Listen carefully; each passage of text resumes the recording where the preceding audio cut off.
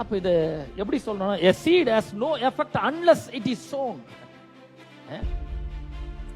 ஒரு விதை விதைக்கப்படுற வரைக்கும் அது வல்லமேற்றதா இருக்கிறது, எந்த பலனையும் கொடுக்காததா இருக்கிறது.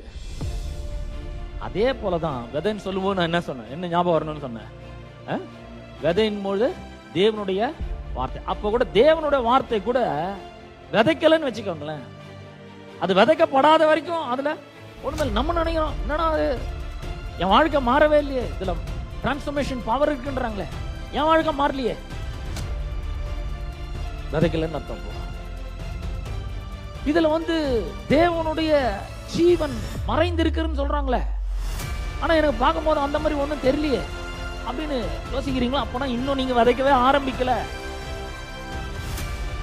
விதையில பவர் இருக்குங்க, அது நிச்சயமா தெரியும். நீங்க இப்ப சந்தேகமாச்சுன்னா ஏதாவது ஒரு கீரை வர ஒரு பாக்கெட் வாங்கி போய் விதைச்சு பாருங்க, உள்ள பவர் இருக்கு. அது சீட் பேங்க்ல இருக்கிற வரைக்கும் அது விதையாவே தான் இருக்கும். நீங்க பாக்கெட்ல போட்டுக்கினா கூட அது விதை மாதிரியே தான் இருக்கும்.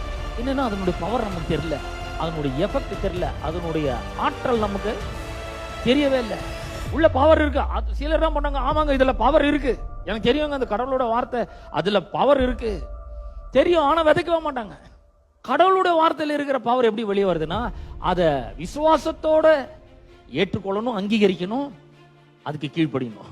விசுவாசத்துக்கு கீழ்ப்படியும் பொழுது